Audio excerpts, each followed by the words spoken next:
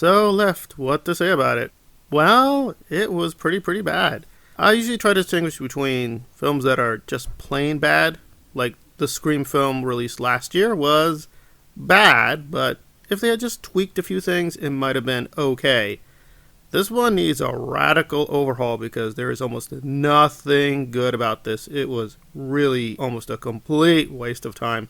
So we have a talented cast, and the script is really weak, but we have a very strong director, and yet, aside from a few nice location shots, some fancy camera work here and there, and a few good moments with characters, that is about it for most of the running time of this film. And even calling it a film is kind of being generous. Yeah, I don't quite understand the point. Kevin Hart is, I guess, trying to advance beyond being normal comedian celebrity to entrepreneur, mover, shaker. He's hanging out with Scientology people like Grant Cardone. He wants to move up. He's the new Puff Daddy or whatever.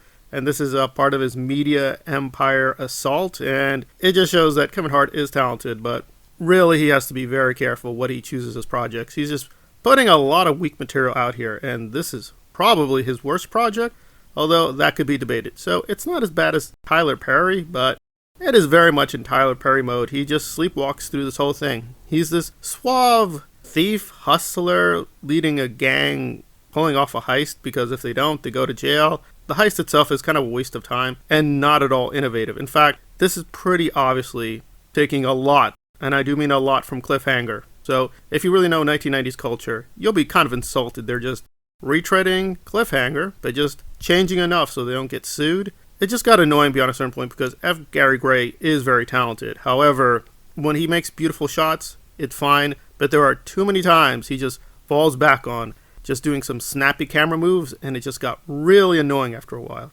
There's almost nothing here to praise, but the actors do a, quote, average job. They get the job done, but the job they did was, frankly, I didn't care.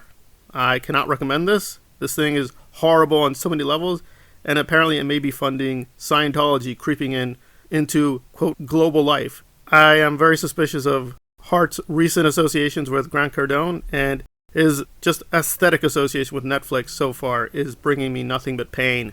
So I will have to say, do not see Lift unless you want to waste, a lot of time going nowhere.